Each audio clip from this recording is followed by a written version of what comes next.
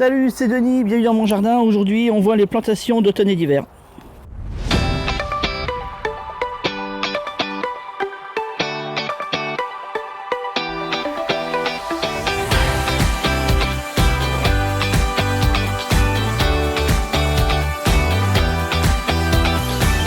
Alors j'ai plein de trucs à voir aujourd'hui avec toi au niveau des plantations et de ce que je m'apprête à mettre en place en ce moment qui sont, attends, je pose un cul là. Et puis je suis bien loin. Bon c'est pas possible.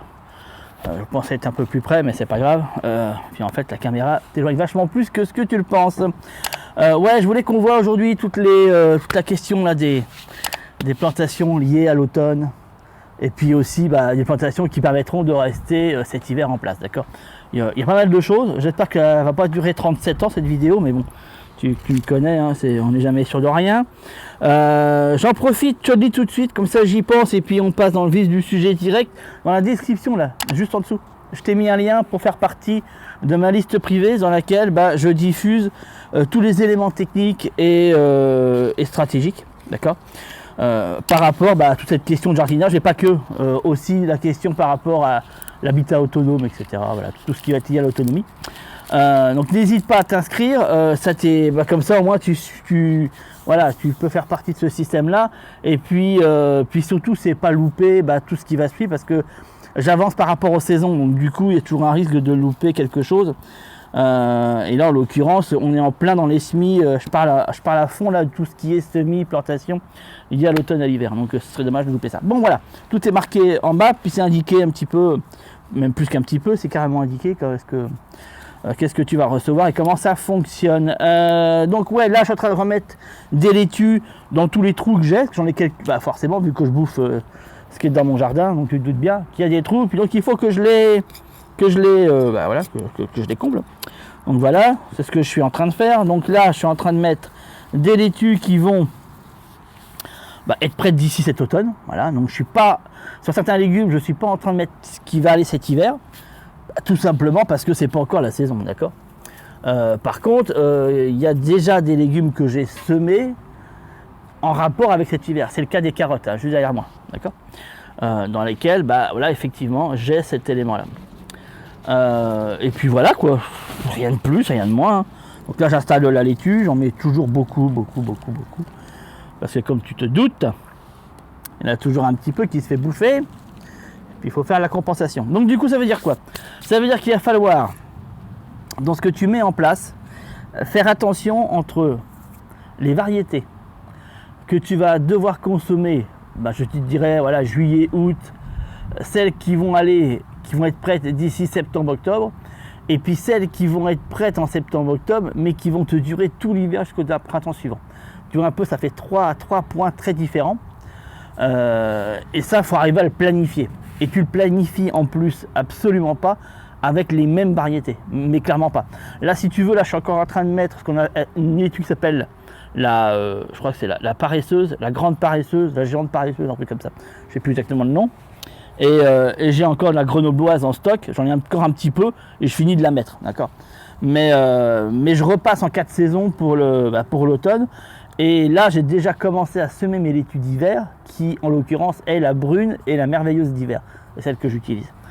Et tu vois, ces laitues-là, je les mettrai en terre qu'à partir de fin août, début septembre, voire peut-être mi-août, je vais voir comment le temps si je sens que le temps est sympa, et ça veut éventuellement dire qu'on aurait une arrière-saison, tu vois, un automne assez chaud en définitive, et que je peux éventuellement un peu traîner l'histoire. Faut pas non plus les mettre trop tôt ce type de laitue parce que sinon elles vont être prêtes rapidement, puis si elles sont prêtes trop tôt, elles vont monter en graines, tu comprends, un peu à l'instar de celle-ci là, que j'ai pas bouffé à temps. Mais et c'est bête, tu comprends, donc c'est pour ça qu'il faut un peu jauger là-dessus, l'un sur l'autre. En règle générale, on arrive à trouver le bon moment, mais il faut arriver à le faire, quoi. C'est surtout ça. Voilà un petit peu. Donc ça va être, si tu veux, pour les légumes qui vont être de courte durée. Ceux qui généralement sont prêts en 2 mois, 2 mois et demi, tu vois. 2 mois, 2 mois et demi, maximum 3 mois. Voilà. Pour les autres, ceux qui vont demander plus de temps, je t'en ai parlé, il y a la carotte, mais tu as aussi la betterave, qui sera clairement, sera jamais prête à maturité en 2 mois, c'est pas possible, d'accord. il va lui falloir un peu plus de temps. Donc ça, par contre, on peut les mettre en terre un peu plus tôt. Et surtout, tu as intérêt, parce que si tu veux les avoir prêtes juste quand l'hiver va commencer, tu as plutôt intérêt à les avoir mis à ce moment-là. Donc ces variétés-là, eh bien on va les mettre à partir, je te dirais, ça va dépendre des régions. Si tu es dans le sud, tu peux tarder un peu le truc. Si t'es, là tu ne vois plus.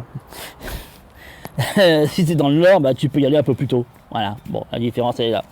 Alors fondamentalement, dans le nord, tu peux commencer à les mettre début août, voilà, voire mi-juillet. Bon, dans ces eaux-là, tu comprends.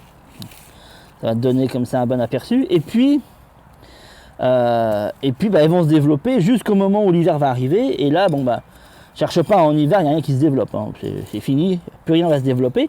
Mais elles seront dans une certaine maturité qui va te permettre de pouvoir les consommer tout l'hiver. Puisque si tu as sélectionné des variétés spécifiques d'hiver, en toute logique, la majorité d'entre elles tiendront les gelées.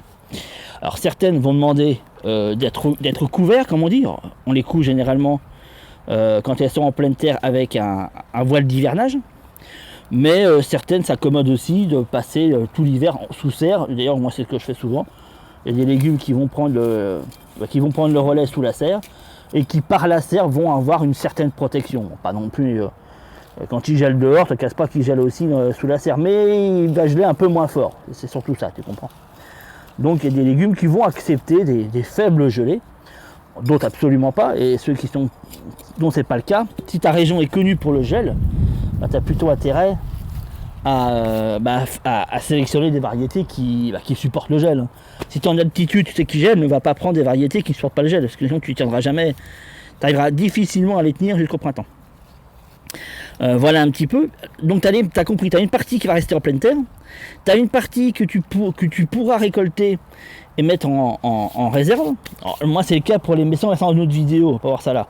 C'est le cas pour pas mal de variétés, mais comme les carottes par exemple, moi je les mettrai en jauge si tu veux pour cet hiver. Je ne laisse pas forcément en terre, mais il y a des régions où c'est faisable. Moi je le fais pas, mais c'est faisable, d'accord. Et puis pour finir, tu as des variétés qui elles, tu vas les mettre maintenant, elles vont commencer à se développer et elles vont bien sûr comme toutes, elles vont s'arrêter pendant l'hiver et elles vont reprendre après, elles vont commencer à reprendre à partir du tout début du printemps. Et c'est à ce moment-là qu'elle commence à être consommée. Tu vois un petit peu. Donc tu as vraiment 3 grands mouvements en fait. Tu as ce mouvement qui commence au début de l'automne, tu as celui qui embraye juste avant l'hiver, qui s'avère pour tout l'hiver, et puis tu as ce dernier qui lui va finir son développement pour une récolte de début de printemps. En fait, tu as vraiment 3 grandes périodes de mouvement de récolte, d'accord. Et bien sûr, ces variétés-là vont répondre de ça. Par exemple, le chou de printemps, tu vois, c'est un exemple très simple, qui est un printemps qu'on va pouvoir récolter, un chou qu'on va pouvoir récolter au début du printemps. Voilà un petit peu le principe, comment il fonctionne. Donc là, tu vois, je suis en train de mettre mes laitues d'automne, j'ai semé mes carottes d'hiver, mes betteraves d'hiver. Je vais commencer à repiquer mes choux de printemps, comme ça tu vois un petit peu, voilà, ça donne tout un tas d'éléments. J'ai mes radis d'hiver qui sont eux semés, donc les radis noirs par exemple, tu vois là, ça c'est un radis que j'utilise, qui reste en hiver lui en pleine terre. Tu vois, voilà, ça donne plein d'exemples comme ça. Et après il y a d'autres légumes qui eux ne seront pas, par exemple tout ce qui est légumes fruits, comme les courges, les courgettes, les potirons, les machins, ça on les récolte, on les met en jauge. Pour tous les légumes fleurs type haricots, pois, machin, si tu veux les conserver, c'est pas en pleine terre que tu pourras, ça c'est faire des bocaux, des conserves, des trucs comme ça, voilà. Là, après c'est des modes de conservation différents. Mais c'est intéressant de comprendre ça, qu'il y a une partie que tu vas pouvoir, qui vont nécessiter une préparation pour la conserver, mais d'autres elles vont parfaitement, et là toi c'est le cas de celle que je t'ai énumérée, parfaitement pouvoir se conserver directement en pleine terre sans y toucher. Tu as l'épinard d'hiver aussi, en même principe, qui s'appelle géant d'hiver, que tu sèmes, pour moi c'est un petit peu tôt encore, mais quoi qu'on peut parce qu'il va être prêt, mais pour le maintenir tout l'hiver c'est un peu tôt. Mais si tu le fais maintenant, tu vas pouvoir le consommer à partir d'octobre, tu vois, voire mi-septembre si le temps est pas mal. Mais il faut en ressemer d'autres afin de maintenir tout l'hiver, tu comprends.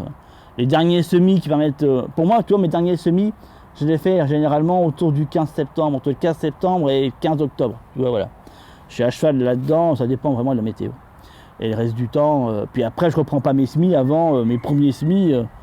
En règle générale, c'est février, tu vois, un petit peu. Voilà. Comme ça, tu vois un petit peu plus le truc, comment il fonctionne, machin. Donc là, n'hésite pas à les mettre en place parce que c'est le bon moment, même si c'est les vacances et qu'effectivement, on a plutôt tendance à penser à la plage et au sable fin. Mais il faut penser un peu à, comme on dit, hein, c'est la fameuse fable de la cigale et la fourmi. Il faut un petit peu penser aussi à ce qu'on va pouvoir faire pour avoir à bouffer cet hiver. Là-dessus, je te laisse, je te donne rendez-vous dans une prochaine vidéo. N'hésite pas à liker, commenter et t'abonner. Et puis, à ciao, ciao.